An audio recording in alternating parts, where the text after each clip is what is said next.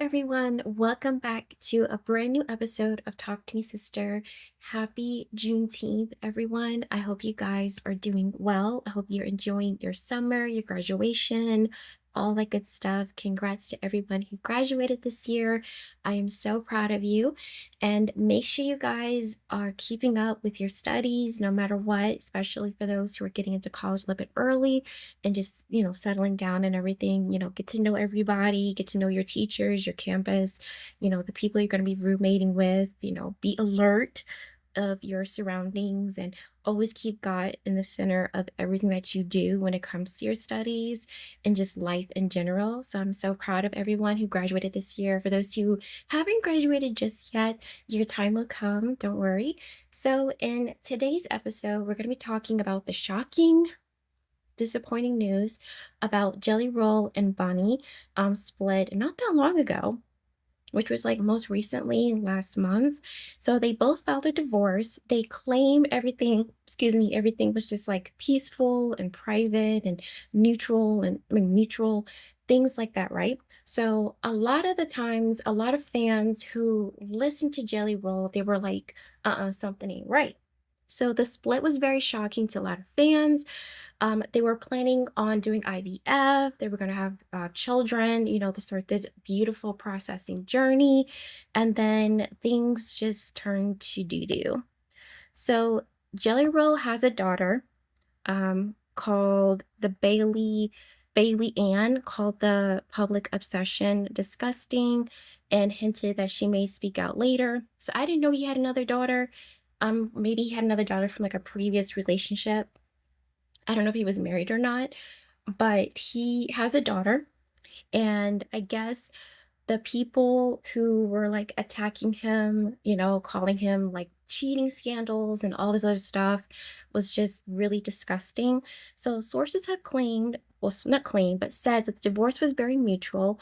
Through Jelly Roll previously has admitted to cheating early in the year, calling it one of the most worst moment of his adulthood. The bottom line is that it's messy, it's private, but still unfolding. But the split is real and legally in emotion. So a lot of the fans, a lot of public obsession that things are coming out from his past and everything's coming out to light with Hollywood couples who constantly get a divorce, don't really last that long, which we all know from like from Will and Jade, Jada. So it makes sense that a lot of couples these days that you put yourself in the spotlight for everybody to comment on, whether you're trying to keep something private or not. To me personally, when it comes to Hollywood couples, and I feel like they need to understand this, is that nothing's private. You are a public figure, right? You can make the choice to make something private like Tom and Zendaya has done. They did such a great, amazing job. And even just old school couples from back in the day, like Ice Cube and all of them, they kept their shit private back in the day and all that good stuff. But it's really sad that, you even if you try, it's always going to be some slooters coming through, you know, um, exploring something about your past, digging up old tweets and all this other shit. And I feel like some people feel and speculated that could be it, where they think his past has resurfaced from anything that he did in past previous relationships that are like coming into his marriage. Maybe that's it too. But again, Jelly Roll has exploited everything about himself from his criminal past and any allegations that he has gone through in his adult life, or even if he was younger. He already told his powerful speeches that are very emotional to the world when he won awards most recently. And it really touched my heart. Like, God can change anybody and touch anyone's heart, no matter what you have gone through, what you've been through. And it's really sad that him and his wife were going to create something even more beautiful, and then things just got out of hand. We don't really know them personally, so maybe they have fallen apart, not fallen apart, further apart from each other for 9 years. I think that's literally a decade at this point of marriage. But, she's been through him through his weight journey. She's been through him through all his past, allegations, not allegations, but criminal charges, things like that. And he has admit to a lot of things in his past and early years of his, his behavior and, things like that. But we don't know what really is going down. I'm pretty sure it's going to come to light eventually. Maybe he did something inappropriate and it affected his marriage. Maybe some of his past relationships are coming at him. Maybe he did something to them. They just want money and she couldn't take it anymore. You never know. It has happened, okay, to other Hollywood couples where you think everything is rainbows and unicorns.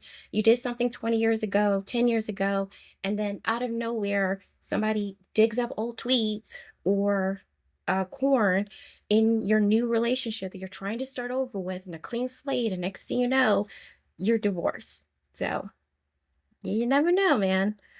You never know. But again, he has told his story about the worst of himself and the best of himself. So bottom line, he wants everything to be private. He wants things to be mutual. It is messy, but we shall see. We shall see. But in the moment, they are in a legally in a motion. They are in court, trying to split everything when it comes to divorce. You know how that goes and all that jazz. But I just pray that things are good between them. I really do pray. So yeah. I wish them nothing but the best. I wish both of them nothing but the best. And I pray everything works out for them. I really do. So another story is Taylor Swift wedding drama, guest list, chaos, snubs, and security nightmares. So Travis and Taylor, our upcoming wedding is rumored to be in July in New York City. They're having some monstrous headaches. And the main issue is the venue changes due to leak and security concerns. I don't blame them. When you're a pop star, there's no safety, there's no privacy, you know what I'm saying? She has had stalkers in the past that would come to her apartment when she lived in New York. They had threats regarding to her family safety, things like that, when every time she goes to a football game to see Travis win one of his games or whatever. And it's really hard. Now previous times, most recently, somebody leaked their shit when it comes to their wedding. They were very pissed off about that. So there were no +1 rule, no ring, no bringing, what causes a lot of backlash among friends and guests. Snub friends, Blake Lively, Ryan Reynolds, Miles Taylor, and somebody else. There's plenty of other people are not invited. And New York mayor even hinted that the wedding is happening in the city this summer. So Swift wants the tight, private, non-Hollywood circle wedding. I don't blame her. They just want close people that really know them very well and not just Hollywood. You feel me? And that's what Selena and Benny Blanco did. Why the drama? Swift wants a tight, private, non-Hollywood wedding, circus. But the global attention is making it nearly impossible. The guest list is politics and the biggest source of intentions. I understand. I understand about privacy. I understand about getting high-end security, top-notch. Even though I don't understand from a pop star point of view, but I understand in the sense of, once you put yourself out there, it's hard to take something back. You know what I'm saying? Like once you put yourself out there in a sense of the internet or the world before the internet, it's really hard to gain back what you once had. You know what I'm saying? And I totally respect her decision. It's better to have your own people who aren't on social media rather than have people like Blake and Ryan or the Kardashians or some shit like that they're going to exploit from like selfies and other type shit. And you know that. I remembered, I think it was a couple years ago, Kendall had a party, right? And she clearly had a rule: don't post, don't have your phones, none of that. So just enjoy the moment. Of course, no one listened because you're inviting other celebrity, quote unquote, friends that you think you're cool with, and then they just denied, didn't respect your request. And Taylor doesn't want to go through that. So I get in the sense of you want privacy, you want things to be tight, you want things to be neutral and beautiful and just everything in between with the circle of people that you trust and care about. And they want to do a Tom and Zendaya. They pretty much want to do that. And to me personally, if I were to do a wedding and I was a pop star, I wouldn't do it. Uh, I heard people say the Madison Square Garden, I think, doesn't have windows and stuff, so paparazzis and helicopters won't be able to spot anything. That's a good idea to a degree. To me personally, I would go to a country that doesn't allow paparazzis and cameras and all this stuff rather than going to New York.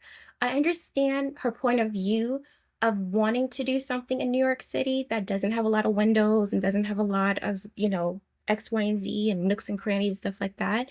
But at the same time, I would go to all the money in the world, I would go to another country. I will have my wedding outside the States.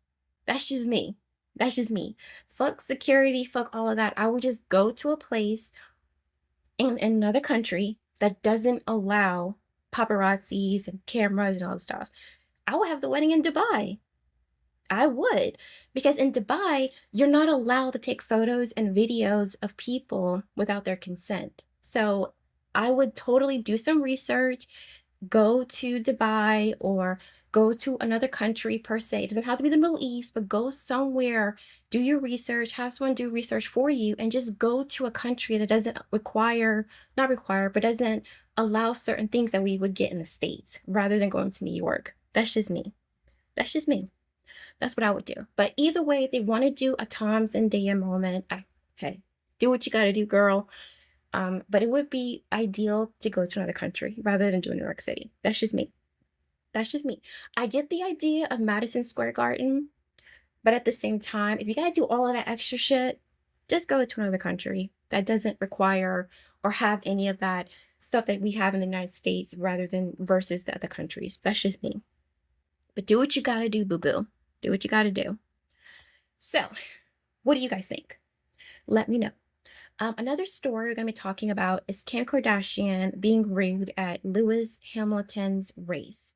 So, not that long ago, in 2026 Morocco Grand Prix, Kim Kardashian was dragged online for being snobby and F1 legend Martin Brundle during his interview with her, and she was being very snobby. So he greeted her, he was being very respectful, and she was completely ignoring the legend. I don't know that much about racing, but according to people who are obsessed with racing and F1 and all that stuff, they called her out. I don't know if she put out a public apology. She probably didn't. Kim Kardashian and Kardashians and Jenners themselves, they don't apologize for shit. You can call them out all day. They ain't gonna say nothing. They don't care. So Kim just looked confused and waved at him off and walked away, which was so disrespectful and rude and just not classy at all. Accused of her acting above the sport. And then I cannot talk today. She was there to support her boyfriend, but the moment that overshadowed everything. So she was basically taking away his moment, all because she was being rude and disrespectful. At least with Kylie, she's very, she plays it off. She's very sweet, knowing that her boyfriend is famous for being who he is, right? And she wants to support him. So she plays the girlfriend, good girl role.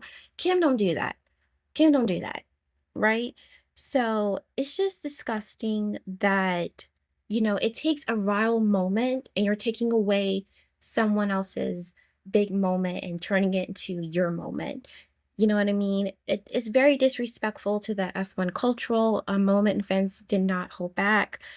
It was like very disrespectful, very distasteful on her end.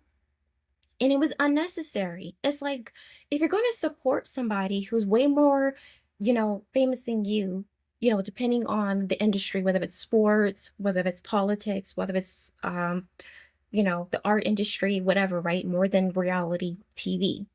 And you're over here taking their spotlight. You're overshadowing their big moment. And it turns out he didn't win, from what I'm hearing. I think he didn't win.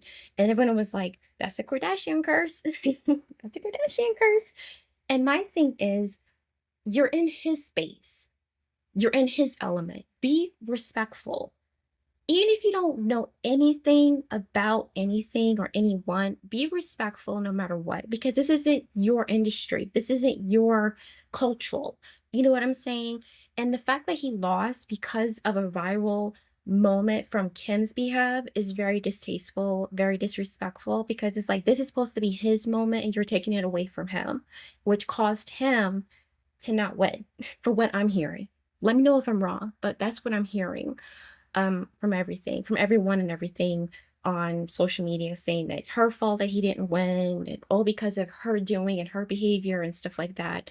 So let me know if it's true about him not winning. Let me know.